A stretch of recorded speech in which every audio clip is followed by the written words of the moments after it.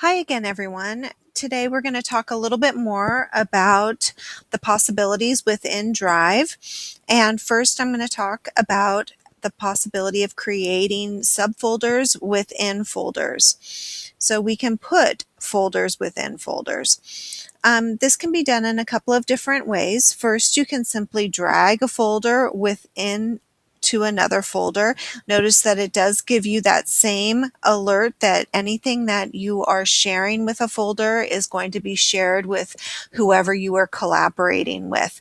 So you can go ahead and give permission as long as that's okay. So be careful that you're not sharing any confidential information within those folders. Or you can open up the folder that you want to create a subfolder for.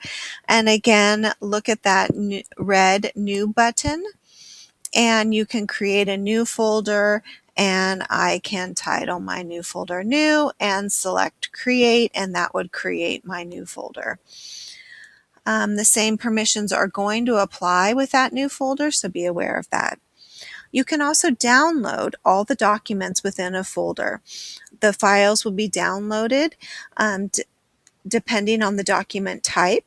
So you would select the folder that you want to download the documents, select that More Actions icon, the three dots, and then you would select Download.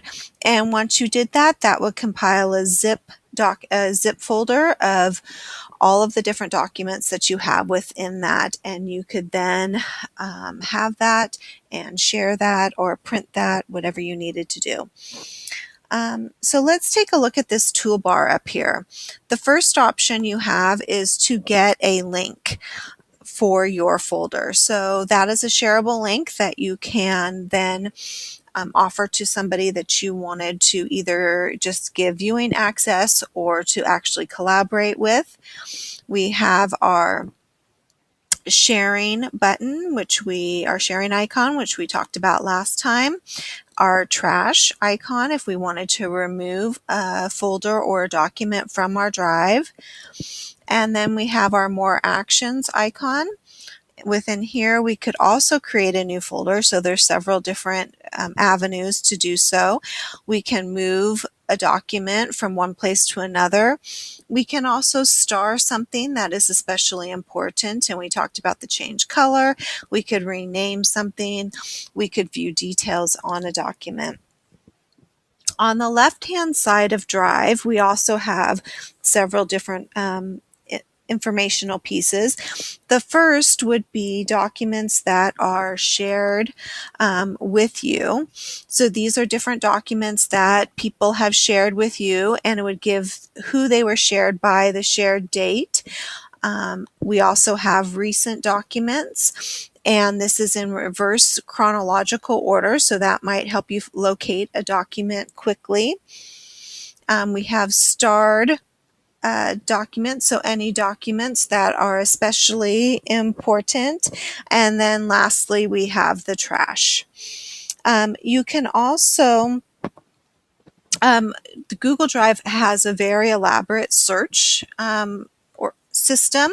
You can type in just simply a word like warm-ups, and it would bring up all of the warm-ups. Or if we were to go over here to this arrow, and we could search by the type of file it is, if it's a folder, a document, a spreadsheet, a PDF, also by the type of application that created it or who initially owned it. So if that would help you search, so it's a little bit more advanced.